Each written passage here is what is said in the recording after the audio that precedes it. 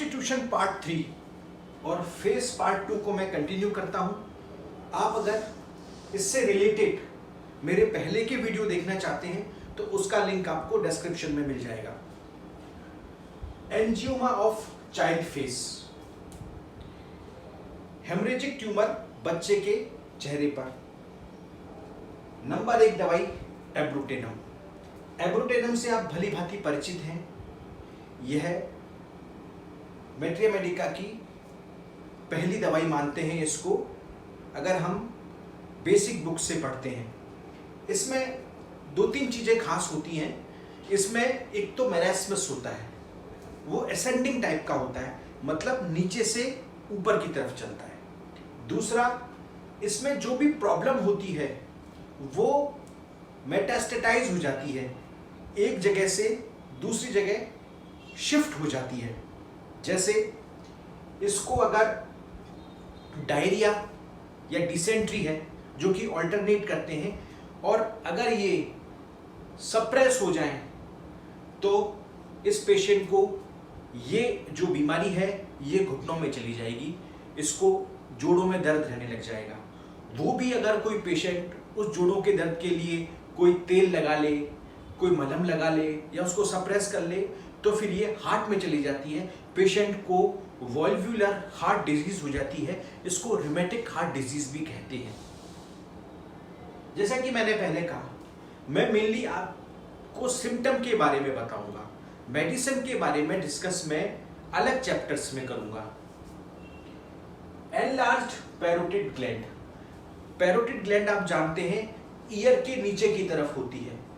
जब इसमें स्वेलिंग आ जाती है और ये एनलार्ज हो जाती है, तो अगर ये किसी स्पेसिफिक साइड की एनलार्ज हुई है, अगर ये राइट साइड की एनलार्ज होती है तो मेडिसिन आती है nitric acid. Nitric acid chilly remedy है, और जैसा कि आप लोग जानते हैं बेसिकली लोग बाग नाइट्रिक एसिड को पाइल्स के लिए यूज करते हैं जिसमें स्टिचिंग पेन होता है। इसको पहचानने का एक तरीका और है कि इस पेशेंट की जो टंग होती है वो सेंट्रली डीप फिशर्ड होती है। सेकेंड मेडिसिन है रस्टॉक्स, जिसमें कि लेफ्ट साइड में पैरोटिड ग्लैंड स्वेल हो जाती है। रस्टॉक्स के बारे में मैं पिछले लेक्चर में बता चुका हूं। रस्टॉक्स की जो खास बात यह है कि इसको मोशन से एमुलेशन होगा, ये बड़ा रेस्टलेस होगा, एक जगह बैठना पसंद नहीं करेगा। इवर्टेड लिप्स, इस चीज को ध्यान से समझना। 2 चीज होती है, एक तो इन्वर्टेड और एक होता है इवर्टेड। इवर्टेड का मतलब होता है बाहर की तरफ निकले हुए, लिप्स बाहर की तरफ मुड़े हुए होते हैं। इवर्टेड लिप्स आपको दिख रहा है कि एक पेशेंट के जो लिप्स हैं वो इवर्टेड हैं, बाहर की तरफ मुड़े हुए हैं, तो मेडिसिन आती है एपिस्मेल। एपिस्मेल बी स्टिंग की भी मेडिसिन है। एपिस्मेल हॉट रेमेडी है, और इसकी एक खास बात हमेशा आप याद रखें कि इसको कोई भी प्रॉब्लम हो, चाहे इसकी आई में इन्फ्लेमेशन हो, चाहे ड्रॉपसीज हो, चाहे बर्निंग हो, इसको हमेशा ठंडे पानी से और खुली हवा में एम्यूलेशन होता है। इवर्टेड लिप्स हैं और साथ में वो सूजे हुए भी हैं, सोलन लिप्स हैं, मोटे मोटे लिप्स हो रहे हैं, स्वेलिंग आ रही है, तो मेडिसिन आती है मर्ककॉर। मर्ककॉर, ध्यान रखिए, मर्कसोल नहीं, मर्ककॉर।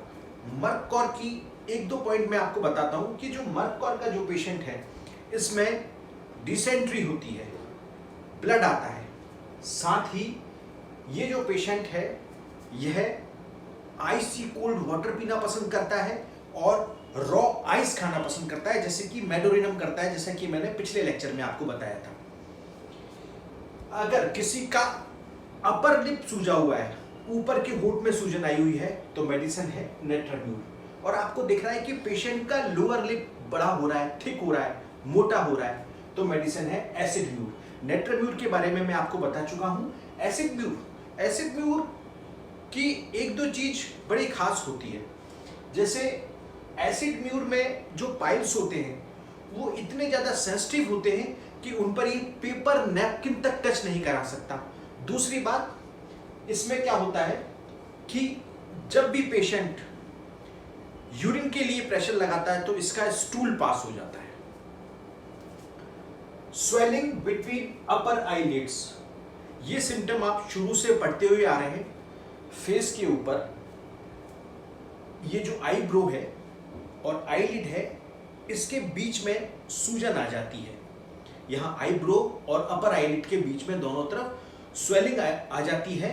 इसमें मेडिसिन होती है काली कार्प, जिसमें कि स्टिचिंग पेन्स होते हैं, चिली रेमेडी होती है, can not lying on painful side. अगर स्वेलिंग अंडर द आईज है, आंखों के नीचे मोटे मोटे पपोटे बने हुए हैं सूजन के, मेडिसिन इज अगेन एपिस्मेल। अगर किसी पेशेंट को आप देख रहे हैं कि उसकी आंखें तो ठीक हैं, पर ये जो बीच का पार्ट होता है इसमें स्वेलिंग आई हुई है, आपने देखा कि बीच में से फेस सूजा हुआ है, द मेडिसिन इज लाइकोपोडियम।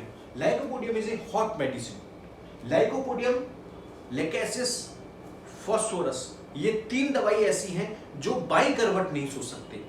अगर आपने देखा कि पेशेंट का फेस स्वेलिंग आई हुई है, उसको मीठा पसंद है, वो गर्मी लगती है, सारे सिम्टम उसके लाइकोपोडियम के आ रहे हैं, लेकिन वो कहता है कि साहब मैं लेफ्ट साइड सो जाता हूं, तो वो पेशेंट लाइकोपोडियम नहीं हो सकता। ये इसका सबसे बड़ा सिम्टम है। Cystic tumour on lower lip, नीचे वाले होठ पर सिस्टिक ट्यूमर हो जाता है। आपने कई पेशेंट्स को देखा होगा, कई लोगों को देखा होगा, तो उसमें ज्यादा कुछ करने की जरूरत नहीं है। मात्र एक मेडिसिन है जो कि मैट्रिया मेडिका में दे रखी है, वो है फॉस्फोरस। फॉस्फोरस के बारे में आपको पता है, ये चिली रेमेडी होती है। टॉल स्लेंडर पर्सन होता है, ये भी लेफ्ट साइड नहीं सो सकता, याद रखिए। आपको पेशेंट दिख रहा है लोअर लिप पे सिस्टिक ट्यूमर है और पेशेंट कह रहा है कि मैं बाई करवट सो जाता हूं, तो वो फॉस्फोरस नहीं है।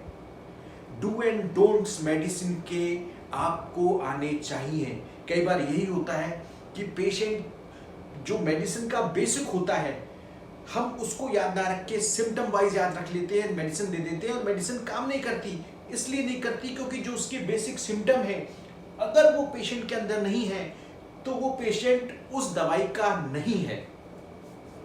वॉट्स, वैसे तो थ्यूजा आप जानते हैं वॉट्स में लोग देते हैं। मैं कभी ये नहीं कहूंगा कि ये मेडिसिन इस बीमारी की है, लेकिन ये है कि इस बीमारी के मैक्सिमम सिम्टम ये मेडिसिन कवर कर सकती है, हमें ये बोलना चाहिए। चिन के ऊपर अगर वॉट्स हो रहे हैं, यहां पर द मेडिसिन इज थ्यूजा। अगर पेशेंट के मुंह के चारों तरफ वॉट्स हो रहे हैं, माउथ अराउंड हो रहे हैं, तो एक तो मेडिसिन है psorinum. Psorinum is a chilly remedy, antipsoric remedy है। और दूसरी रेमेडी आती है कॉन्ड्यूरेंगो, जिसको मैंने लास्ट लेक्चर में बताया था कि क्रैक्स हो जाते हैं जहां पर कमीसेस होते हैं लिप्स के। आपने कई बच्चों को देखा होगा, कई यंग पर्सन्स को देखा होगा जो बहुत ज्यादा सोचते हैं या चिंता करते हैं, तो उनके चेहरे पर झुर्रियां सी पड़ जाती है।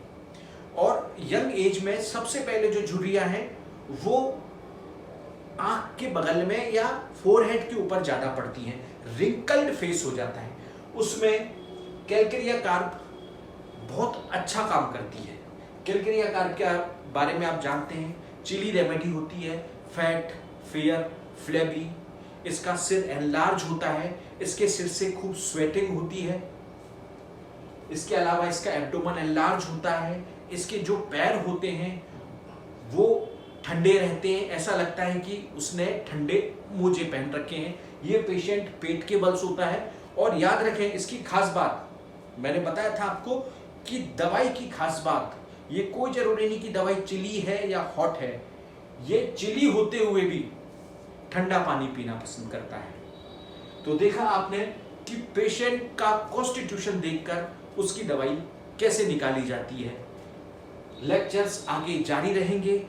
अगर आप इसी तरीके के और लेक्चर्स लेना चाहते हैं तो मेरे चैनल को सब्सक्राइब करें और मुझे फॉलो करें।